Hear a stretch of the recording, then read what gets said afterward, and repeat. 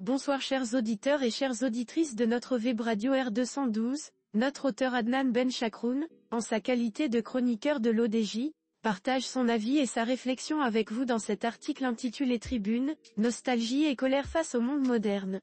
Le voici en podcast pour vous. Adnan Ben Chakroun ouvre sa réflexion ainsi. Le monde contemporain me trouble autant qu'il m'éveille. Chaque jour, j'observe son évolution avec un mélange de nostalgie, de colère et d'incompréhension. Ce sentiment ne relève pas d'un simple regret du passé, mais d'un constat douloureux, la haine s'étale sans retenue, la vulgarité devient une norme, l'ignorance s'érige en modèle, le mépris triomphe et l'orgueil gouverne. Face à ce spectacle, il serait si tentant de céder au découragement, de baisser les bras, de se retirer dans une bulle où l'on préserverait un semblant de dignité. Pourtant, contre toute attente, je ne renonce pas. Notre ingénieur insiste sur le fait que quelque chose en lui refuse de sombrer dans le fatalisme de la manière suivante. Je ne renonce pas, car quelque chose en moi refuse de sombrer dans le fatalisme. Mon regard est inquiet, mais il demeure curieux. J'écoute, je m'étonne, je réfléchis. Ce n'est pas une simple résilience, c'est une nécessité existentielle. Il m'est impossible de penser seul, replié sur moi-même, sans contradiction, sans dialogue. J'ai besoin d'être provoqué, défié, contesté. Non pour le plaisir de l'opposition, mais parce que le confort intellectuel est une lente agonie de l'esprit. L'acceptation passive des événements, des discours dominants, des tendances éphémères me terrifie bien plus que la brutalité du monde. Adnan Ben Chakroun approfondit sa réflexion en mettant en lumière un point crucial. Le problème n'est pas tant que l'humanité se soit égarée, mais qu'elle semble ne plus ressentir le besoin de se questionner. Autrefois, la philosophie était une quête, l'art un questionnement, le débat une exigence.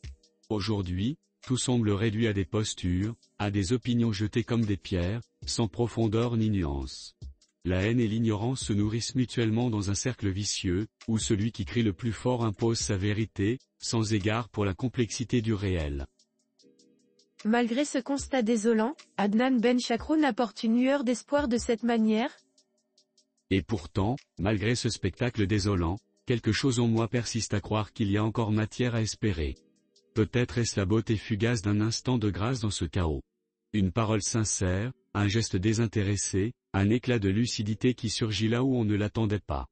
Peut-être est-ce aussi la certitude que tant qu'il reste un esprit éveillé, un regard en alerte, la bataille n'est pas totalement perdue.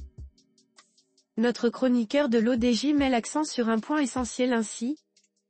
Refuser de se laisser endormir, c'est refuser la mort intellectuelle. C'est comprendre que la nostalgie ne doit pas être une prison, mais une boussole. Oui, le monde d'hier avait ses richesses et ses grandeurs, mais il portait aussi ses travers et ses illusions. Plutôt que de le regretter, il faut en tirer des leçons pour ne pas sombrer dans l'amertume. Quant à la colère, elle est une arme à double tranchant. Elle peut aveugler et enfermer dans la rancœur, ou bien devenir un moteur pour agir et interroger ceux qui nous entourent. Le défi est de ne pas s'y consumer, mais de l'orienter vers un questionnement fertile.